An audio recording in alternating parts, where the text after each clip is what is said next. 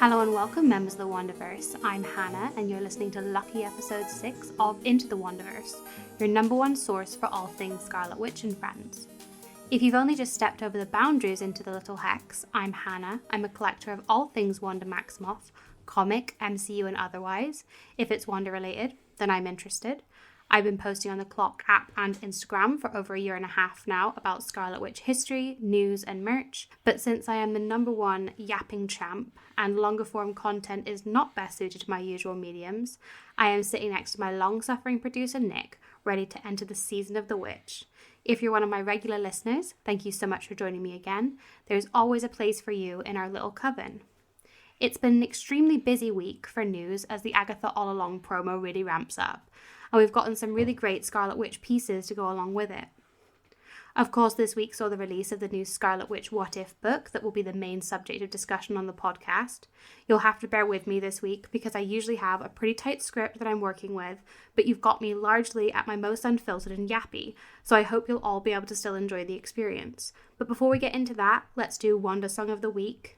This week, I've chosen The Season of the Witch, cover by Lana Del Rey. This has always been one of my most favourite songs for Wanda, and it's been the song that I've most commonly used in the background of my videos literally since I started recording. But I've been waiting for The Season of the Witch to add this to the playlist because, well, it's September and it's time to do all things Halloween. If you have a suggestion for Song of the Week, please DM it to me over on Instagram, or you can use the message function that's at the top of all podcast apps and send us fan mail directly. If we pick your suggestion, then I'll shout you out on the podcast and link you in the description. We got a ton of exciting merch news this week for Wanda herself, starting obviously with the release of the Scarlet Witch collection, which has emerged both in the parks and on the Disney website. As well as the pieces that had already been featured in the EU and UK stores, the American drop featured a Cork-a-Cool flask and a magic band. The flask is absolutely gorgeous and, I would have probably purchased it if it came to the UK store, but it will set you back about £50, so be aware. In similarly exciting merch news, our friends over at Sailstone Studios actually dropped a new replica tiara on their website. This is based off her classic tiara or her WandaVision Halloween look. However, the box is very comic-y, and I feel like they're probably only saying it's inspired by the WandaVision tiara because they don't have the license to cover comic book stuff yet. But I would definitely pick it up. It is £66 and it's available through their jewelry band websites. I am so excited to add this to my collection, especially because it's the Halloween season and this is her Halloween crown. The box art is truly stunning and I really hope that we get more comic items from Sailstone Studios. Our next piece of news is a surprise comic drop that appeared on the Marvel Unlimited app. You know how I've been campaigning forever for a Wanda the Teenage Witch series? Well, Marvel pretty much gave us that with the new series House of Harkness, which covers a 16-year-old Wanda heading off to magic school, where she creates a rivalry with the Dean's daughter Agatha. While making Wanda and Agatha peers wouldn't have been one of my first choices for this series, the artwork is absolutely stunning, and the cast of characters is just beyond amazing. Loki, Doctor Strange, Brother Voodoo, and Nico from the Runaways have all made appearances in the first issue, and I couldn't be more excited to see where this comic goes.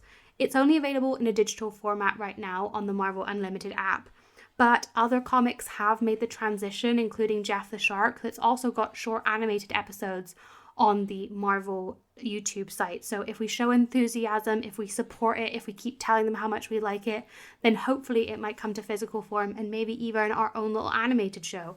I will literally never stop advocating for Wanda to get an animated show. Now, Agatha news has really been dominating Marvel this week as Marvel has been dropping trailers and teasers and featurettes all over the shop. Let's go over some of the most interesting things these new trailers have brought us. First off, it's revealed in one of the trailers that the teen can't tell Agatha his name. I think this is probably just a marketing ploy and that he tells her that it's Billy Kaplan in the show, but they don't want to reveal that before it drops. We also got to know all the different members of the Coven and all the different forms of witches that we'll need to enter Witch's Road, which includes a protection witch, a divination witch, a potions witch, and of course, a green witch. There's a little teaser trailer that's out that gives us a little featurette into the Coven's lives. And we've also seen that Agatha is broken from the spell by the teen, according to these trailers. While I think this is a misdirect because we've previously heard that it's Rio that breaks her out of the spell, I just think that Marvel is doing a fantastic job of keeping people interested in this show, no matter how many straight men in the comics saying, "Who asked for this?" But we asked for it. Me, I'm asking. In merch news for Agatha, it's been dropped by a very reliable source that we'll be getting Funkos very soon. It's been known for a while that we'd be getting an Agatha WandaVision Funko of her winking, but we now have confirmation that we'll be getting a Funko of her for the series as well as a matching keyring. The same source is also saying we're likely to get at least 2 others, which I think will probably be the Teen and Rio because Aubrey Plaza is such a bankable star. Box Lunch has also released a new version of Agatha's pendant, which is already hitting stores. Nothing on the Disney store as of yet. I think it's going to be up to us fans to drive the demand for Agatha merch.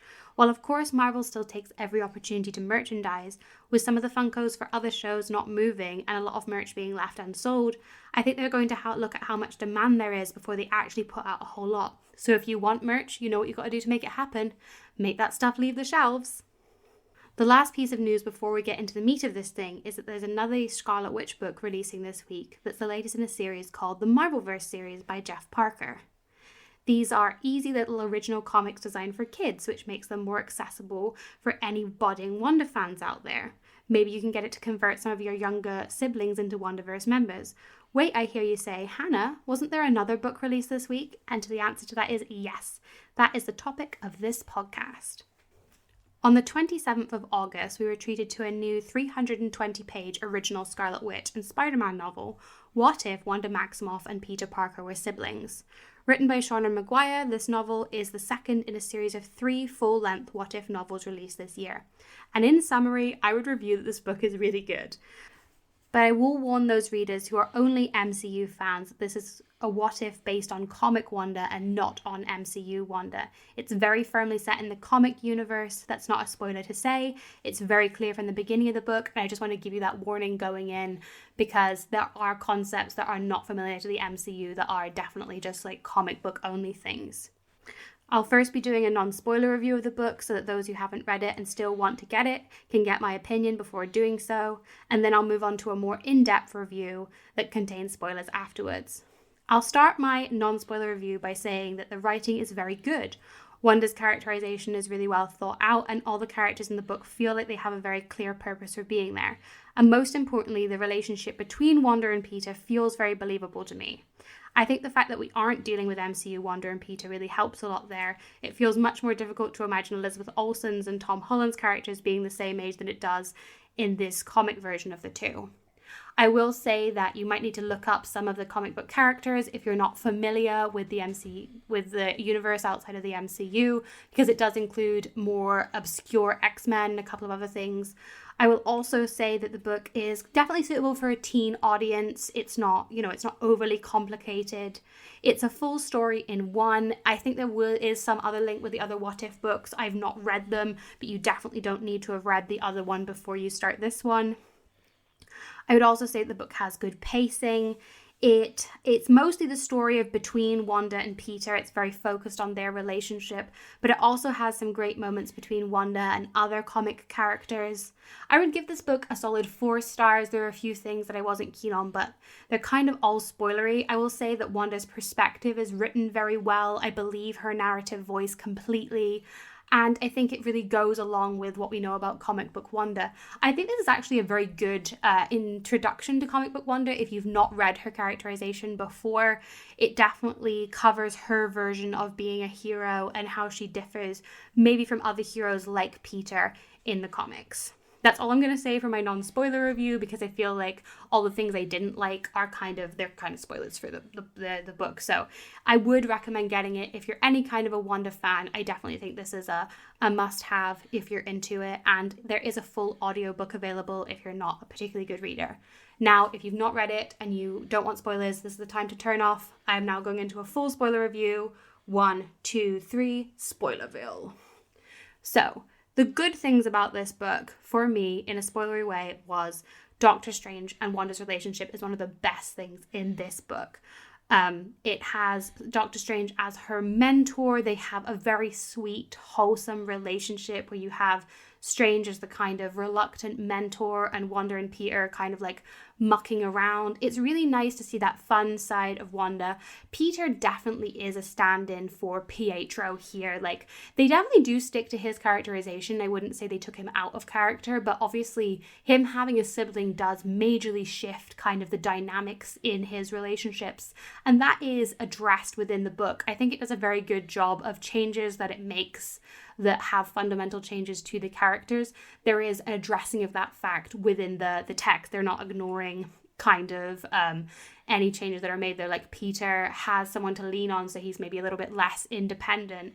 And I do think that Wanda fits well in there. If you're wondering if this was too random throwing them together, I think they do a really good job of justifying the changes made, because so basically the book starts and Richard and Mary Parker discover baby Wanda in the wreckage of kind of an alien spaceship along with the Tesseract, and they save her. They're in Lavernia, so we're definitely going with the retconned version of Wanda's backstory.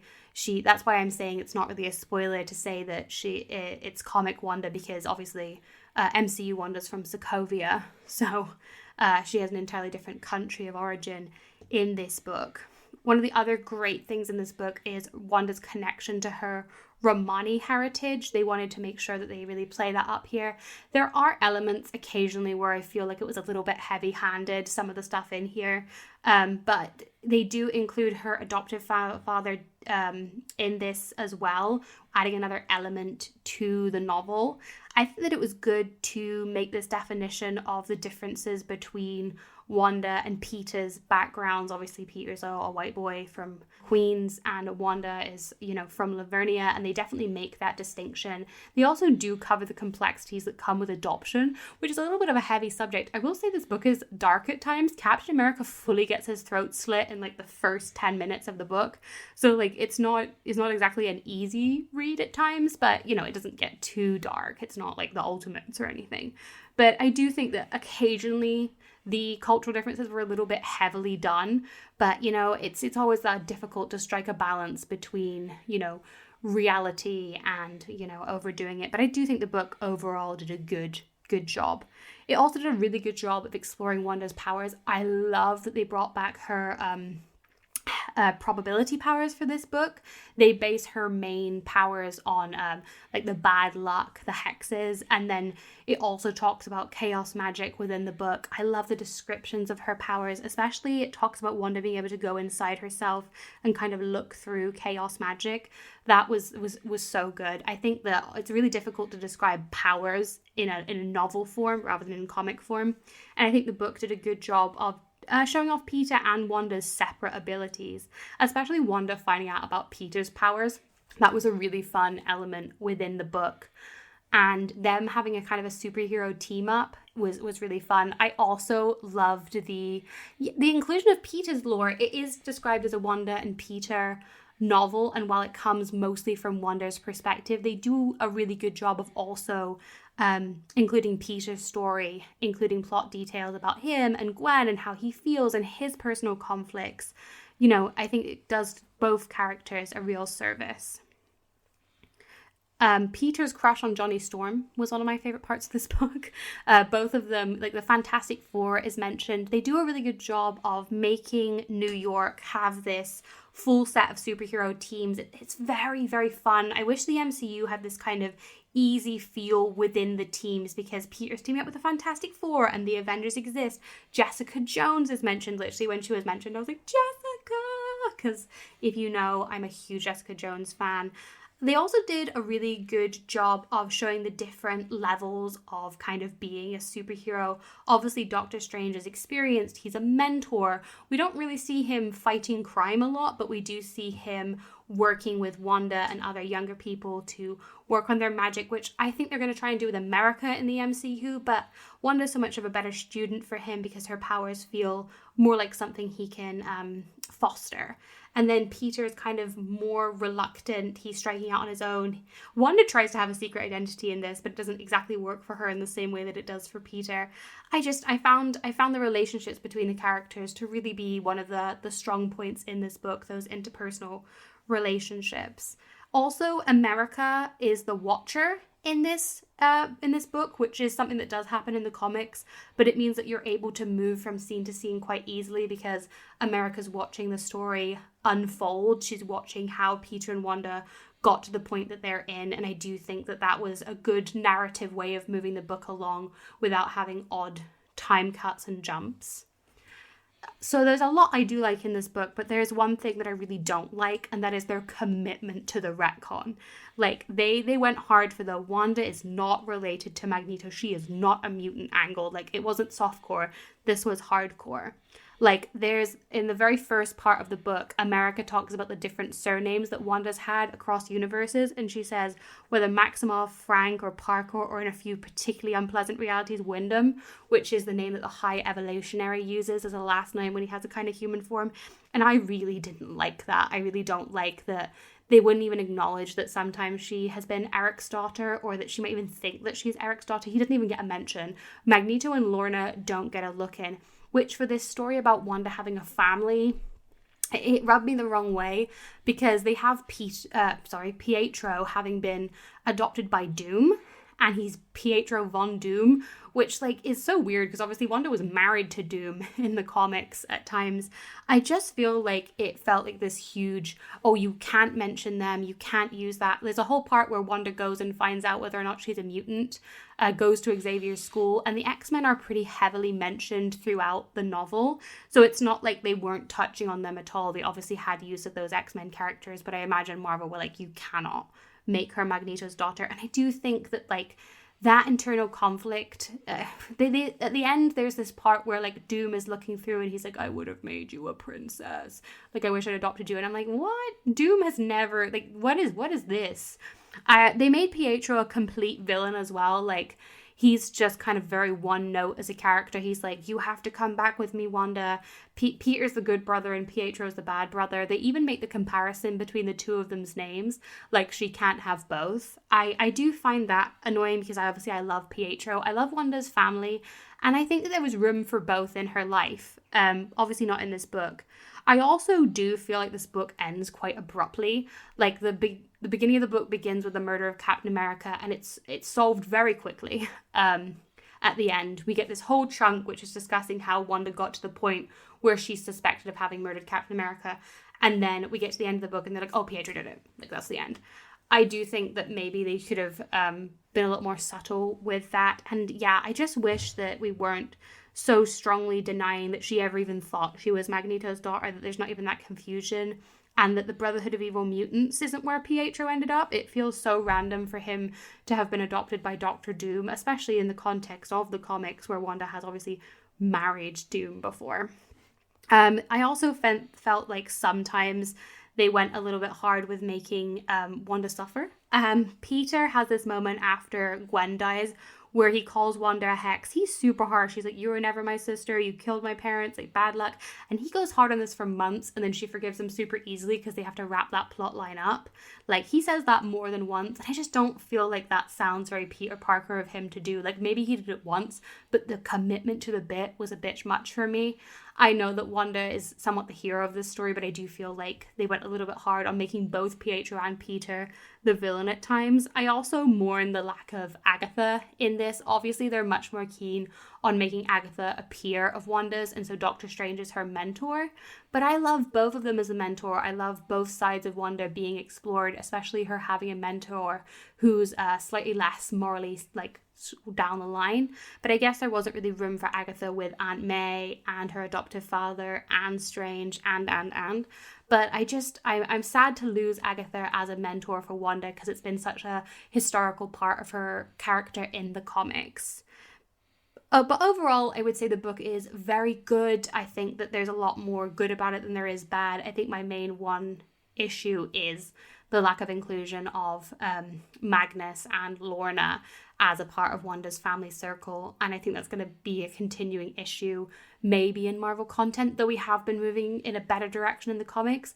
I think it's really hard to say where we're going there, but I want to get it out there that we don't like the retcon. We don't want the High Evolutionary to have given Wanda her powers. Bring back mutant Wanda, and especially mutant Pietro.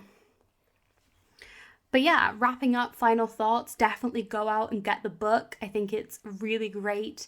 And if you'd like a full summary of the plot of this book, let me know. I can do a video breaking it down.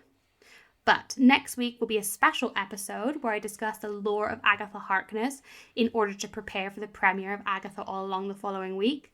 After that, me and producer Nick will be recapping and reviewing the episodes for you every single week. And of course, merch announcements and any other news that come up. You've been listening to Into the Wanderverse. If you can't wait to hear more news, then you can find me over on TikTok and Instagram at Into the Wanderverse and The Wanderverse respectively. I'm also sort of trying to be active on Threads if you like my rambling thoughts. Produced and edited by the long-suffering Nicholas Chandler, who has still not started his TikTok career, but it is linked in my bio all the same. Podcast art by ghoulaxyart. Music by Melody Ray Griffiths. And as always, stay magical.